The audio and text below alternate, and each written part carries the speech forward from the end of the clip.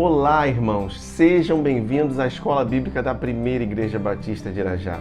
É muito bom ter você aqui conosco, estudando a boa palavra de Deus. Quero te fazer o convite para inscrever-se em nosso canal, ativar o sininho de notificações e compartilhar os nossos vídeos. Assim, outras pessoas terão acesso a essa maravilhosa palavra de Deus. Você também pode nos seguir nas nossas redes sociais, EBD Igreja de Irajá e Missões Igreja de Irajá. Nós já vamos para a lição de hoje. Estamos estudando nesse trimestre o tema A Doutrina Bíblica da Oração. Mas antes, vamos ao Momento Missionário.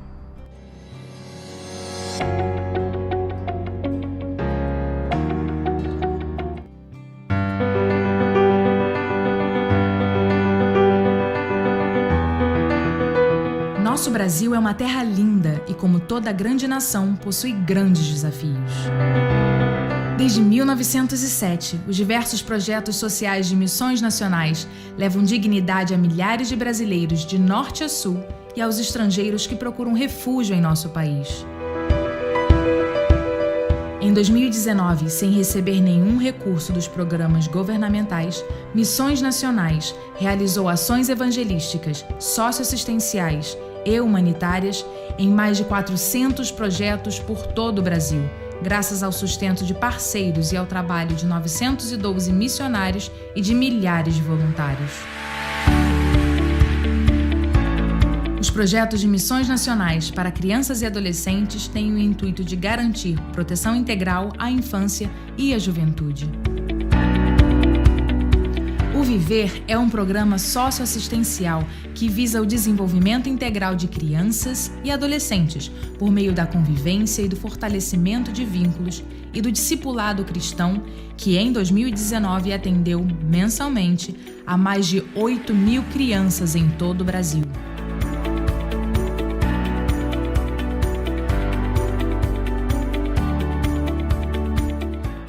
Através do Novo Sorriso da Amazônia, atuamos na prevenção e no tratamento da saúde, com atendimentos médicos e odontológicos para moradores das comunidades indígenas e ribeirinhas.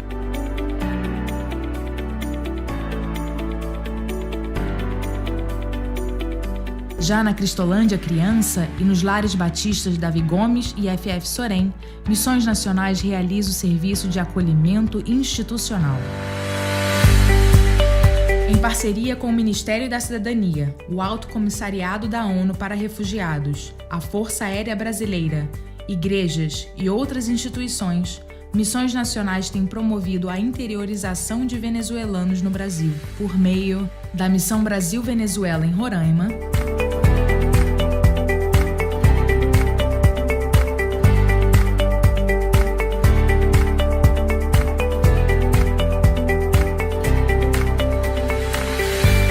do projeto Minha Pátria em São Paulo,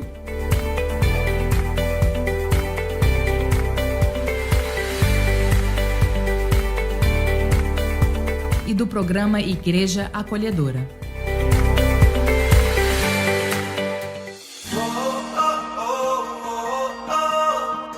Em todo o Brasil, a Cristolândia acolhe e apoia homens e mulheres em situações de dependência química e oferece a eles a perspectiva de longos futuros.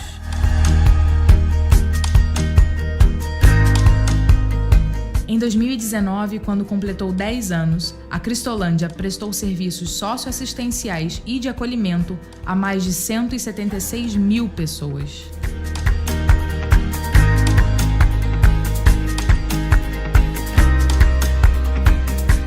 E para marcar esta década de conquistas, além de celebrações, os Correios também lançaram um selo comemorativo.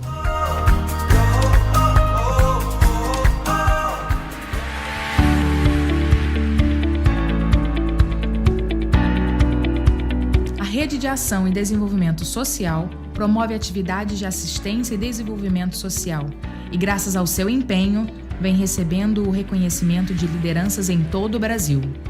Então, ter encontros como esse promovem essas conexões e promovem as ações daqui por diante, para que nós possamos construir mais do que uma rede de proteção, uma teia de proteção. onde nós possamos ter as pessoas que estão precisando das ações das igrejas, das organizações, do Estado, na proteção às suas condições de vulnerabilidade, de pobreza e de cidadania que elas possam vir a ter. Apoie os projetos de missões nacionais e junte-se a nós para mudarmos ainda mais histórias de vida.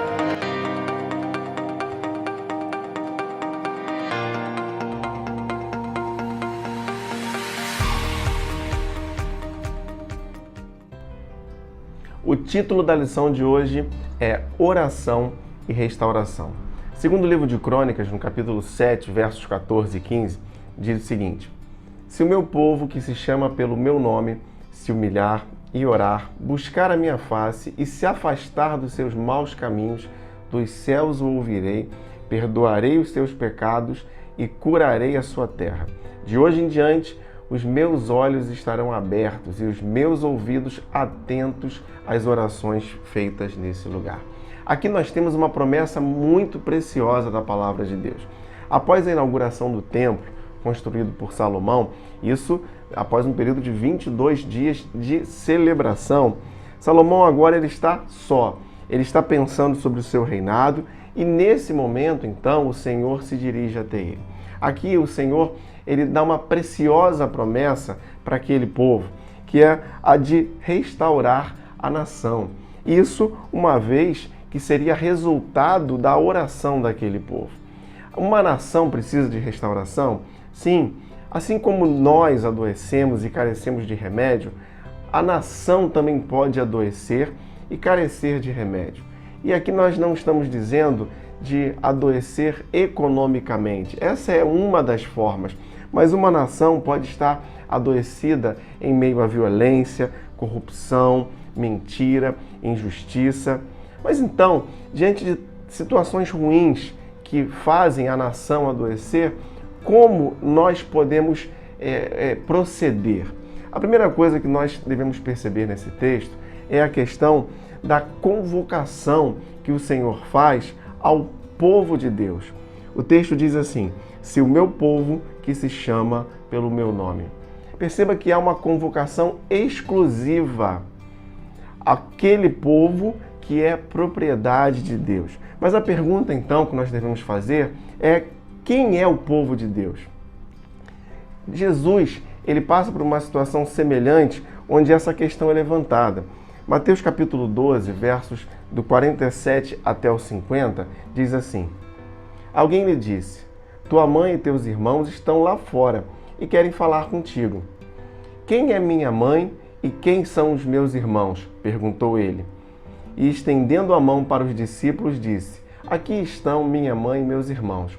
Pois quem faz a vontade de meu Pai que está nos céus, este é meu irmão, minha irmã e minha mãe. Perceba que nesse texto, Jesus não está desdenhando da sua família, não está se desfazendo da sua mãe, dos seus irmãos, mas o que ele está dizendo é que aqueles que fazem a vontade de Deus, esses são a sua família, esses são o povo de Deus. E o conceito de povo de Deus, ainda no Antigo Testamento, ele era muito vinculado à ideia da família ou dos descendentes de Abraão. Aquele povo todo era descendente de Abraão. Então, havia ali um conceito étnico, mas então esse conceito ele vai se ampliando. Em Jesus ele abre esse conceito. O texto que nós lemos aqui no Evangelho de Mateus, ele está mostrando que o conceito de povo de Deus não está mais vinculado a uma questão de etnia, a uma questão de um determinado povo, mas o povo de Deus agora está abrangendo todos aqueles que fazem a vontade de Deus. O apóstolo Paulo, escrevendo aos Efésios, capítulo 2, ele diz assim, verso de número 11: Portanto, lembrem-se de que anteriormente vocês eram gentios por nascimento e chamados incircuncisão pelos que se chamam circuncisão, feita no corpo por mãos humanas, e que naquela época vocês estavam sem Cristo, separados da comunidade de Israel, sendo estrangeiros quanto às alianças da promessa, sem esperança e sem Deus no mundo. Mas agora, em Cristo Jesus, vocês que antes estavam longe, foram aproximados mediante o sangue de Cristo. O conceito de povo de Deus, então, está sendo ampliado aqui pelo apóstolo Paulo.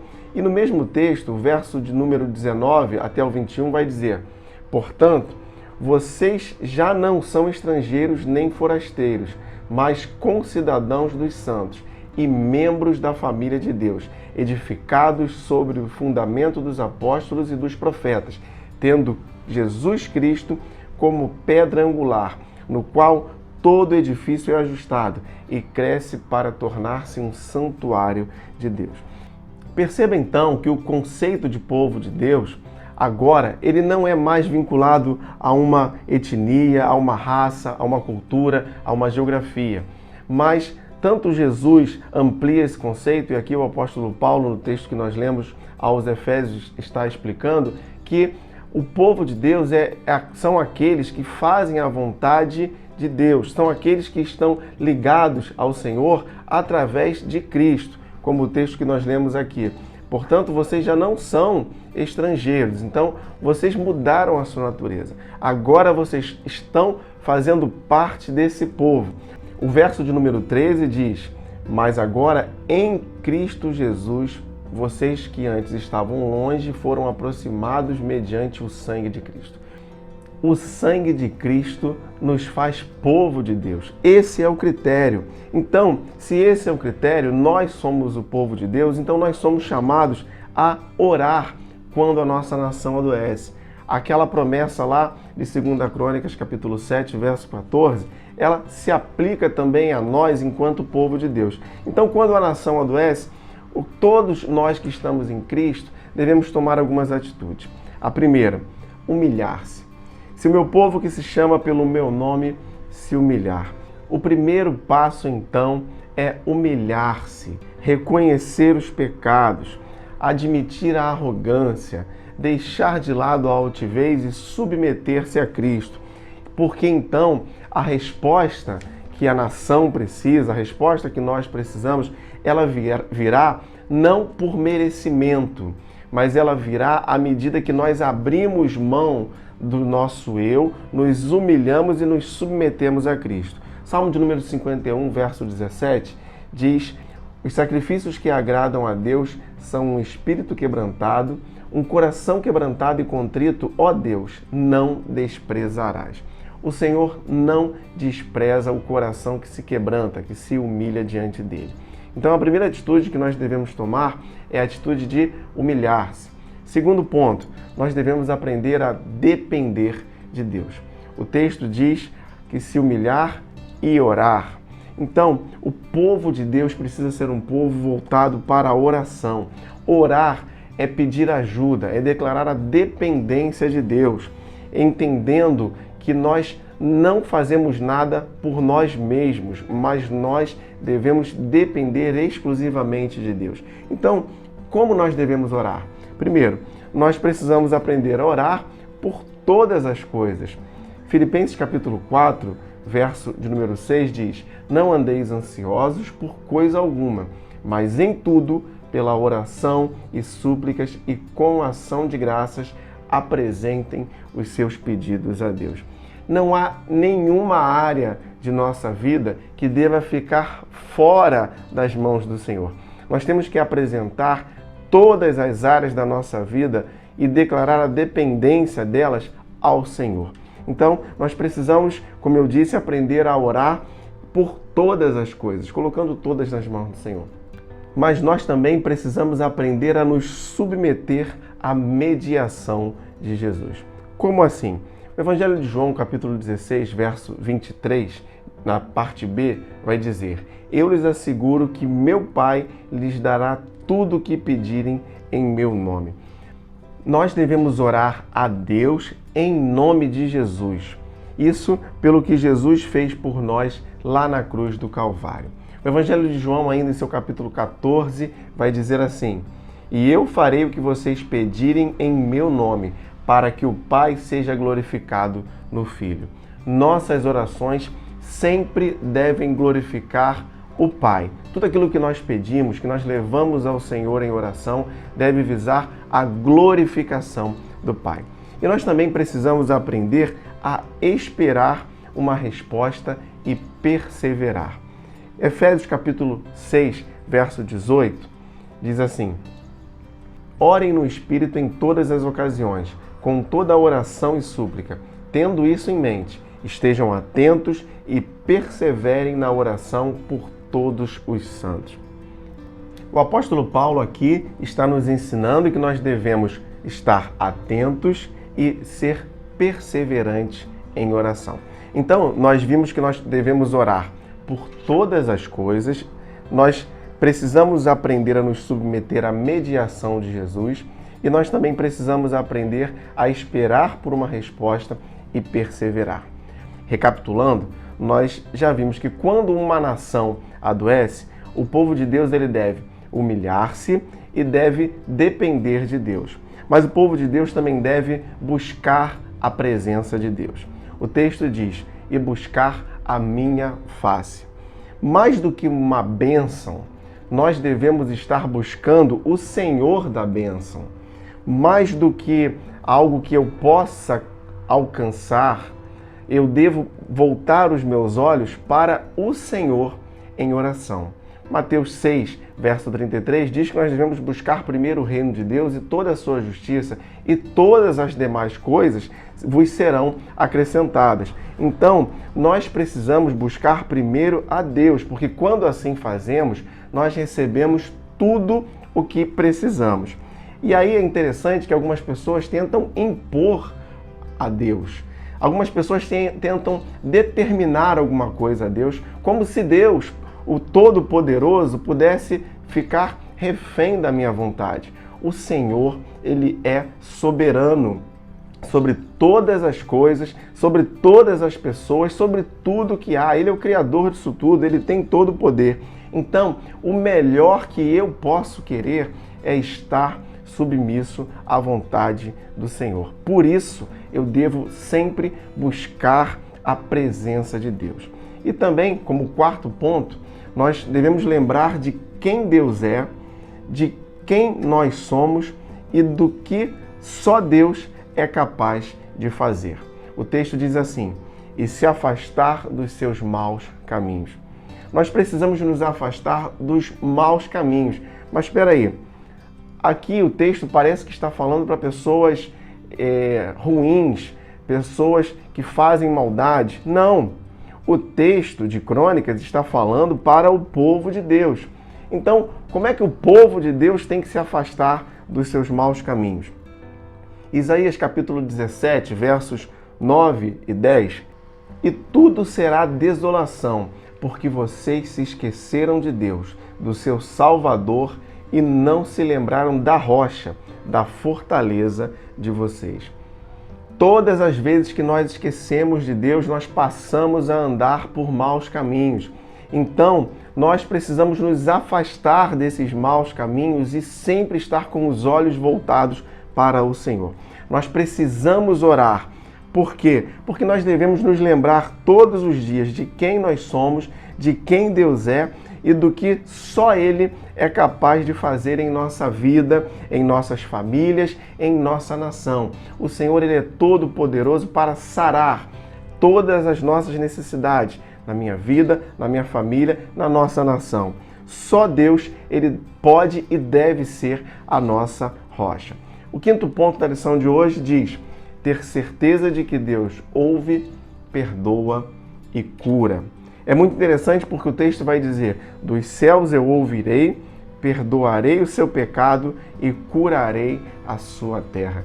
Que maravilha saber que nossas orações não ficam sem respostas. Quando o povo de Deus se humilha, busca a face do Senhor e se arrepende, o Senhor, Ele ouve, perdoa e cura a terra.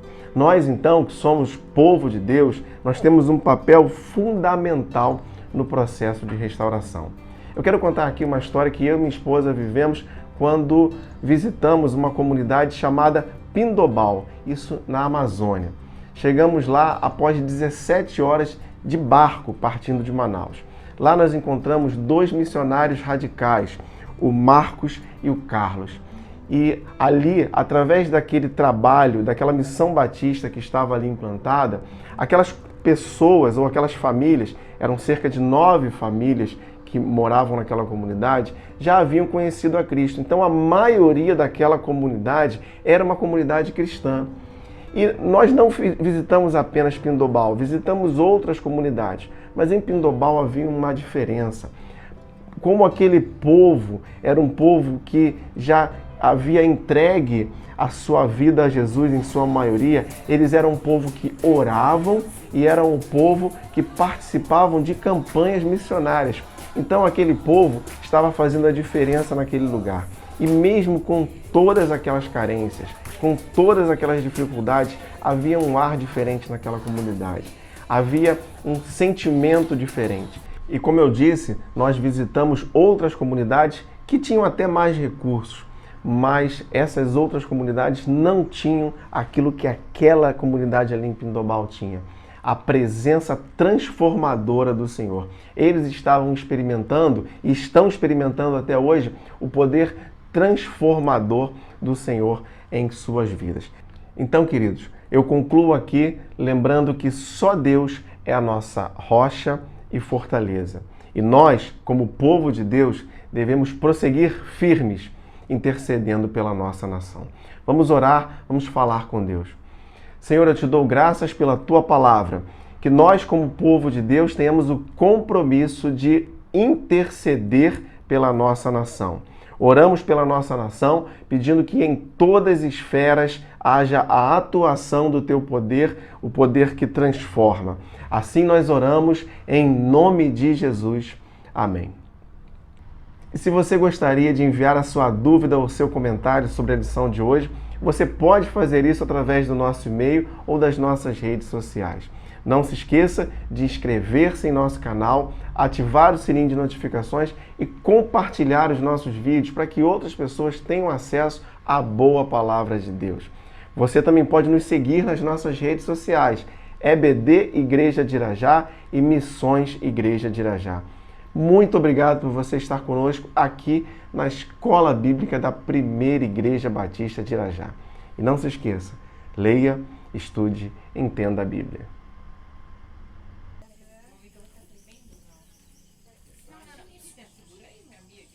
Esse aqui é o registro do primeiro atendimento veterinário na Amazônia. Da Missão Saúde, primeiro atendimento. Pode falar.